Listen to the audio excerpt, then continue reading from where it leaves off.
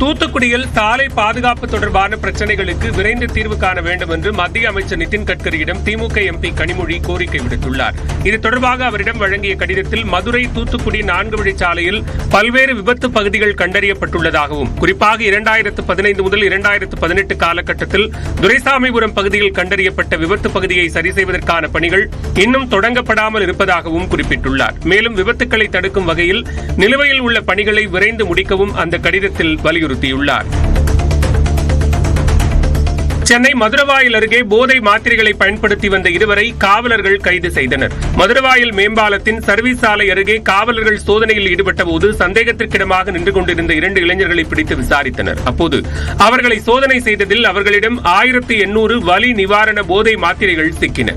இதனையடுத்து போதை மாத்திரைகளை பயன்படுத்திய நெசப்பாக்கத்தைச் சேர்ந்த சஞ்சய், கார்த்திகேயன் ஆகியோரை கைது செய்து நீதிமன்றத்தில் ஆஜர்படுத்தி சிறையில் அடைத்தனர்.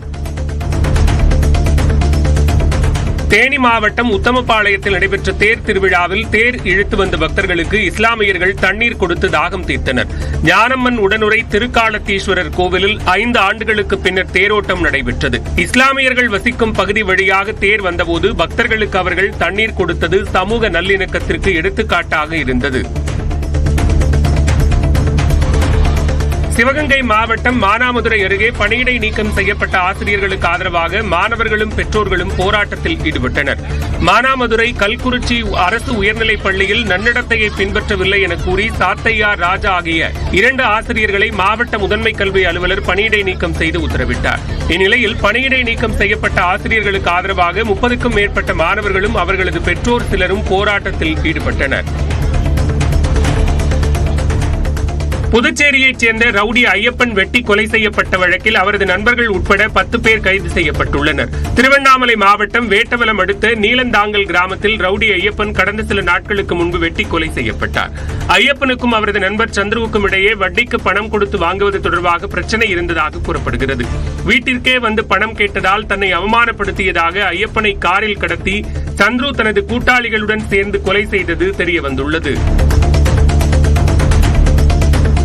மொரீஷியஸ் சென்ற பிரதமர் நரேந்திர மோடிக்கு அந்நாட்டின் உயரிய விருது வழங்கி கௌரவிக்கப்பட்டது. மொரீஷியஸ் பிரதமர் நவீன் சந்திர ராம்கூலும் அழைப்பின் பேரில் அந்நாட்டின் 57வது தேசிய தின விழாவில் பிரதமர் மோடி சிறப்பு விருந்தினராக பங்கேற்றார். அப்போது மொரீஷியஸ் நாட்டின் மிக உயரிய விருதான grand commander of the order of the star and key of the Indian Ocean என்ற விருது பிரதமர் நரேந்திர மோடிக்கு வழங்கப்பட்டது.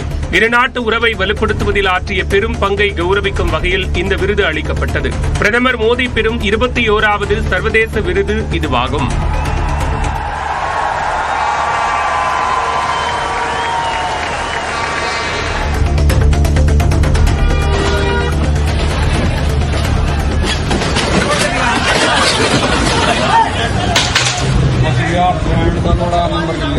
டெல்லியில் ராங் ரூட்டில் வந்த கார் சாலையில் இருந்த வாகனங்களை இடித்து தள்ளிவிட்டு நிற்காமல் சென்ற காட்சிதான் இது.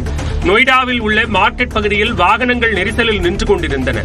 அப்போது அந்த வழியாக வந்த கார் ராங் ரூட்டில் புகுந்து அங்கிருந்த கார், பைக் உள்ளிட்டவற்றின் மீது வேண்டுமென்றே மோதிவிட்டு நிற்காமல் வேகமாக சென்றது. நல்வாய்ப்பாக யாருக்கும் காயம் ஏற்படாத நிலையில் கார் ஓட்டுநரை போலீசார் தேடி வருகின்றனர்.